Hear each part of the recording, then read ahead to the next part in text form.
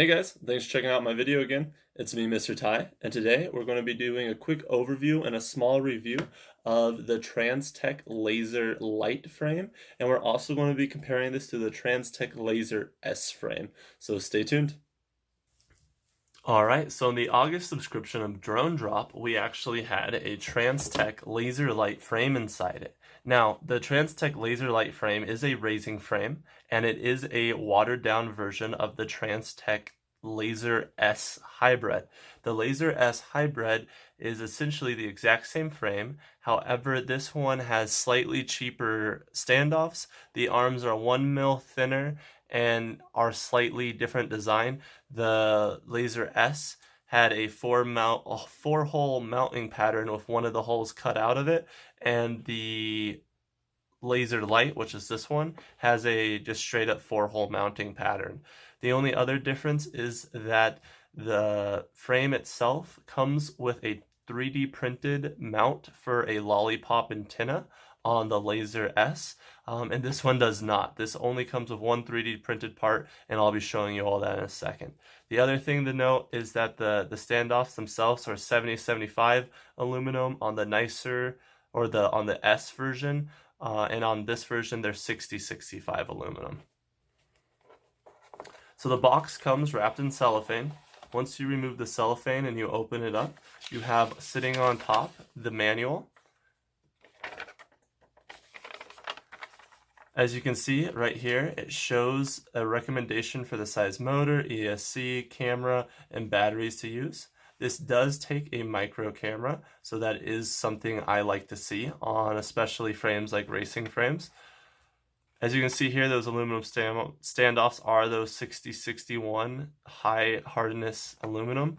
And like I said, on the other model, you're going to get the nicer standoffs. They also have their name printed on the other ones. These ones don't have their name printed on them.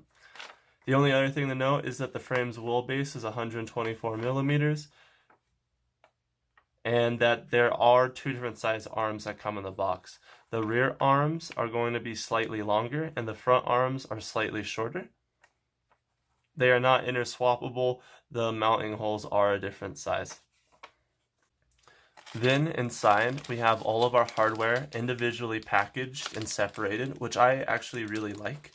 And they're labeled as well. So your M12 nuts or screws are there, 14, 16, 8 nuts, and then your standoffs right here.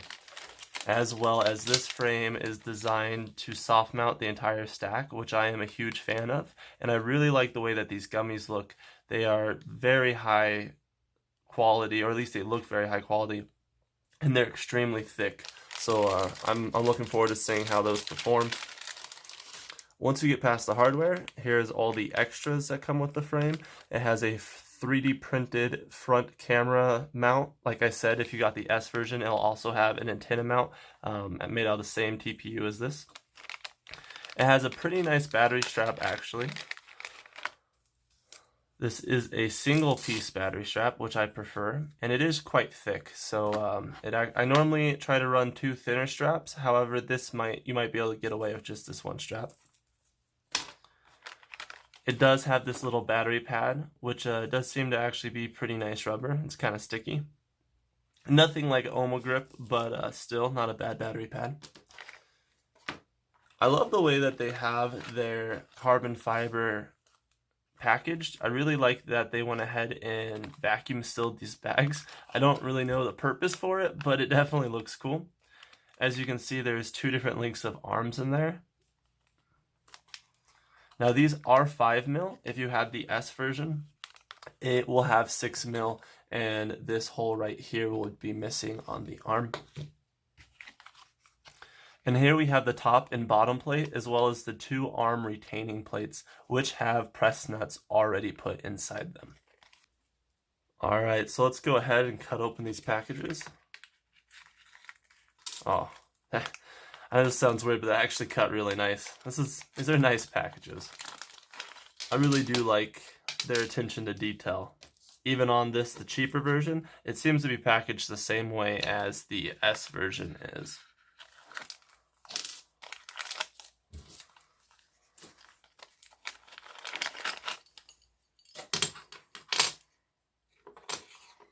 These arms are chamfered, which I actually really like. So these are the longer arms and these are the shorter ones. Another thing to note is the top plate does have these countersunk holes, and the screws should go in there to lay flush.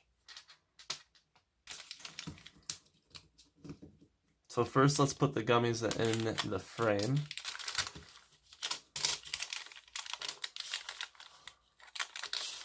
Yeah, these are nice rubber.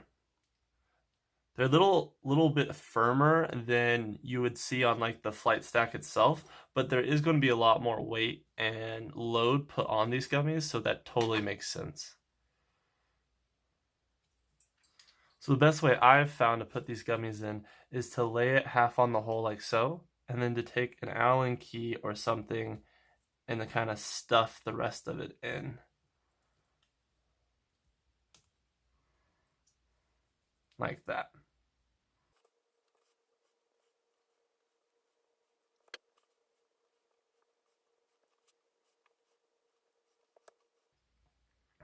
Be careful when you're putting these gummies in, you don't accidentally stab a hole through them.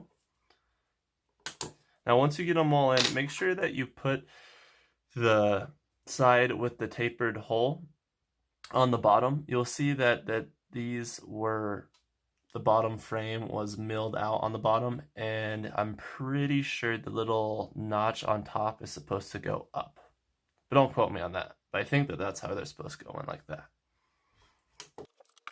I really like that it came with a manual that also has a diagram of which screws go where and why. So let's go ahead and open up the 12mm screws.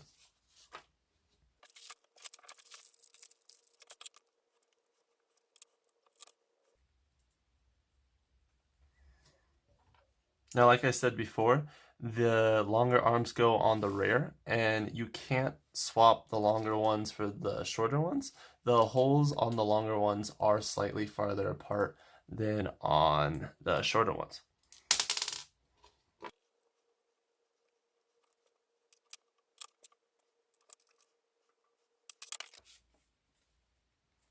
Then the 14mm go in the back into the standoffs.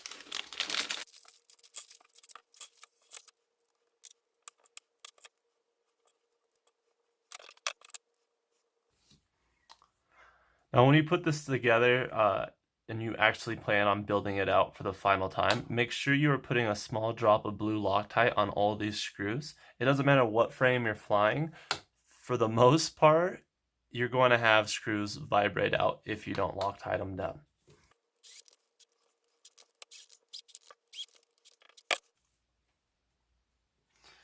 One other thing I do want to take a second to point out is these are 12.9 hardness steel, which is pretty much the best screws you can get.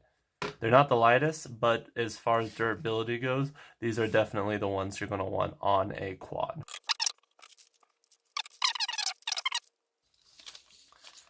Next, let's go ahead and put the 16mm screws into the soft mounts to stack, or to put your stack on top of.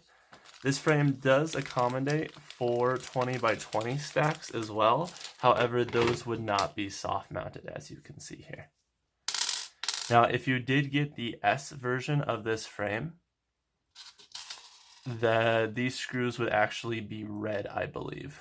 I don't know if they're made out of different material. I just know that they're red.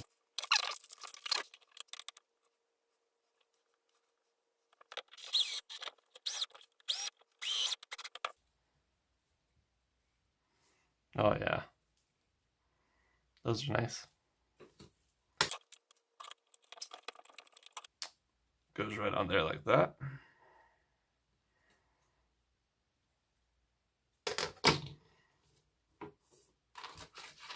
Finally, you got the top plate right here, which fits perfectly with this 3D printed mount. It actually is quite nice how the 3D print just kind of seamlessly runs right into the top plate. And then we're going to use these 8mm countersunk screws for the top.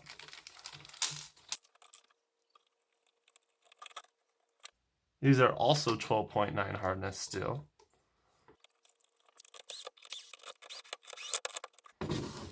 All right, and there you go. Let's go ahead and get a weight on this guy. Comes in at 76.8 grams. So the listed weight on here is 77 grams. So that is almost spot on accurate, which I really like when products actually list the actual weight of their product.